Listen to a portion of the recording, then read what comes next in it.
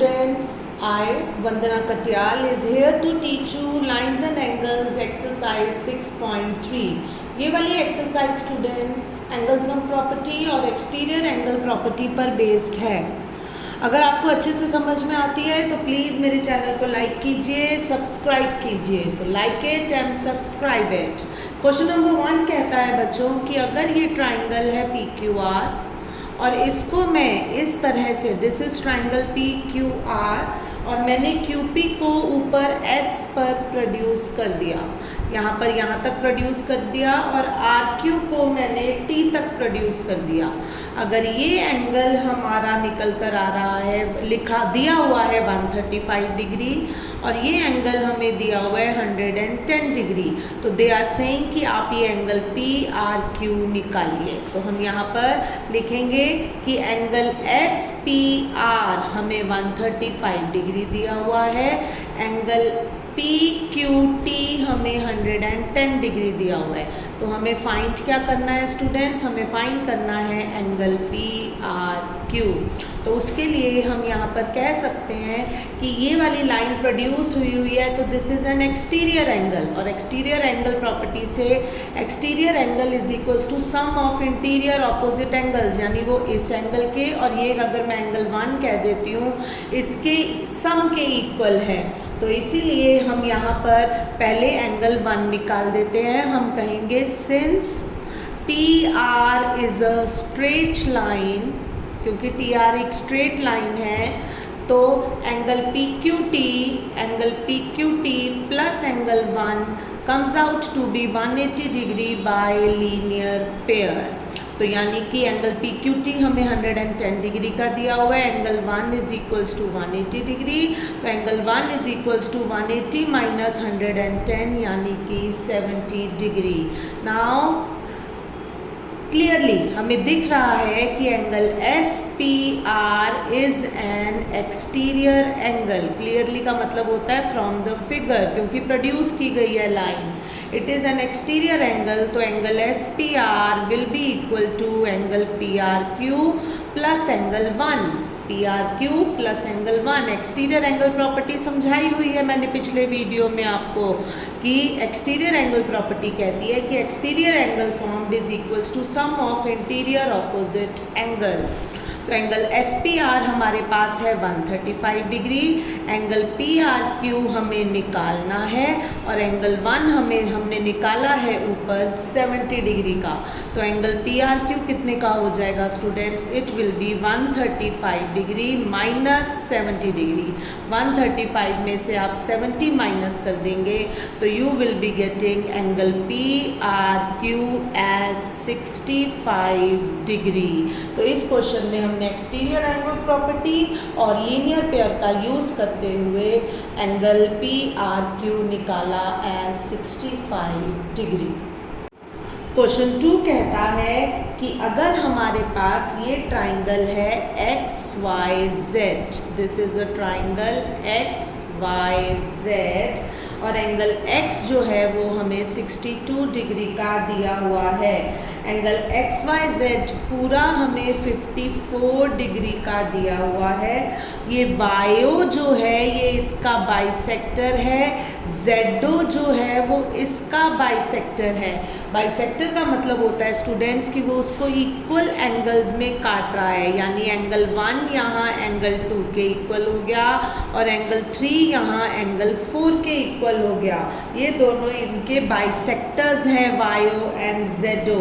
अब हमें यहाँ पर निकालना है एंगल OZY यानी कि 3 एंगल निकालना है, एंड YOZ यानी कि ये एंगल निकालना है।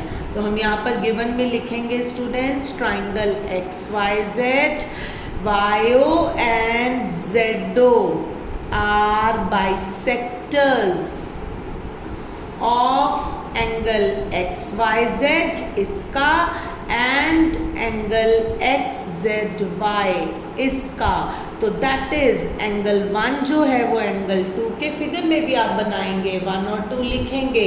एंगल 1 2 के इक्वल है, एंगल 3 एंगल 4 के इक्वल है।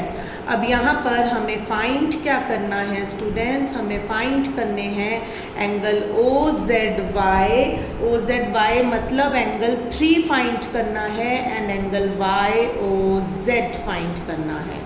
उसके लिए मैं आपको ये कहूँगी कि क्योंकि ये 54 डिग्री है तो एंगल 1 क्या हो जाएगा students, angle 1 is going to be half of 54 degree क्योंकि ये बाइसेक्टर है। और इधर बड़े वाले ट्राइंगल में ये 62 डिग्री है, ये 54 डिग्री है। एंगल सम प्रॉपर्टी से मैं ये पूरा एंगल Z निकाल लूँगी। तो पहले मैं वो निकालती हूँ। In triangle XYZ angle X plus angle XYZ plus angle XZY, XYZ plus XZY is equals to 180 degree by angle sum property.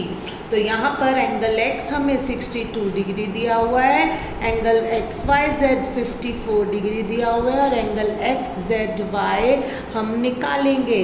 62 plus 54 degree students will come out to be 116 degree plus angle XZY is equals to 180 degree. तो angle XZY आ जाएगा 180 minus 116, यानी 180 degree में से जब मैं 116 minus करूँगी तो मेरे पास एंगल XZY जो है वो 64 डिग्री का आ जाएगा। तो angle XZY is equals to 64 degree. अब क्योंकि हमें दिया हुआ है कि YO is the bisector of angle XYZ, since YO is bisector of angle XYZ, इसीलिए हम कहेंगे कि angle 1 is equals to half of angle XYZ, यानी कि एंगल 1 जो होगा student that will be half of 54 degree, यानी कि angle 1 will be of 27 degree. दूसरी तरफ ये हमने 64 डिग्री निकाला है तो जो एंगल 3 होगा वो 64 डिग्री का हाफ होगा। ये देखिए हमने ये 64 डिग्री निकाला था, तो angle 3 is going to be half of 64 degree. तो हम कहेंगे since ZO is bisector of angle XZY, therefore angle 3 is equals to half of angle XZY, यानी कि angle 3 is equals to half of 64 degree, यानी it is going to be 32 degree. Angle 3 32 degree का निकल कर आया students. इधर figure में देखिए ये एंगल 3 32 का निकल कर आया है। ये 27 एंगल 3 है क्या OZY, और उन्होंने वही तो हमसे पूछा था। देखिए OZY निकालने के लिए पूछा है तो एक चीज़ तो निकल आई, दूसरा YOZ कैसे निकलेगा, bye angle sum property. Angle 1 है 27, ये है 62, एंगल सम प्रॉपर्टी लगाएंगे तो ये निकल आएगा। तो angle 3 is equals to 32, this implies angle OZY is equals to 32 degree, क्योंकि उन्होंने ये हमसे पूछा था।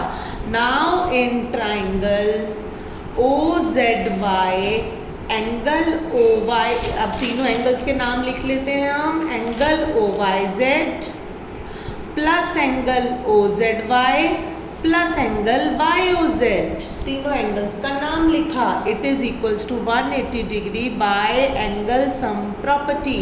एंगल OYZ हमारे पास 27 डिग्री है, OZY हमारे पास 32 डिग्री है, एंगल YOZ हम निकाल लेंगे।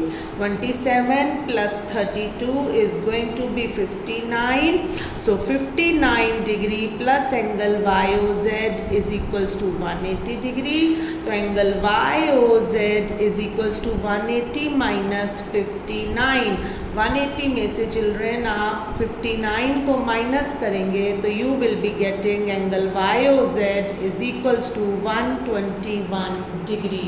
तो जो दो एंगल्स उन्होंने हमसे पूछे थे, एक 32 डिग्री का निकला, एक 121 डिग्री का निकला। अगर आपको अच्छे से समझ में आया हो तो प्लीज़ मेरे चैनल को लाइक कीजिए, सब्सक्राइब कीजिए। Thank you.